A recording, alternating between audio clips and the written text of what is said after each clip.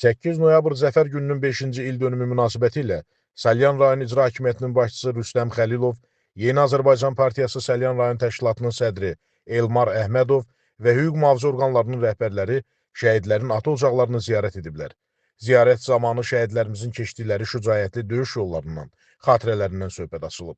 Onların döyüşlərdə göstərdiyi şəxsi igidliyin və şücaətin dövlətimiz tərəfindən yüksək dəyərləndirildiyini, Azərbaycan Respublikasının prezidenti cənab İlham Əliyevin sərəncamları ilə orden və medallarla təltif edildikləri qeyd olunub. Vurğulanıb ki, belə görüşlər şəhidlərimizin ruhuna ehtiram, ailələrinə mənəvi dəstək göstərmək və gənclərin qəhrəmanlarımızı daha yaxından tanıması, vətənpərvərlik ruhunda tərbiyəsi baxımından mühüm əhəmiyyət kəsb edir. Şəhid ailələri göstərilən yüksək diqqət və qayğıya görə Azərbaycan Respublikasının prezidenti Ali Baş Komandan cənab İlham Əliyevə və 1-ci vitse-prezident Mehriban xanım Əliyevaya minnətdarlıqlarını ifadə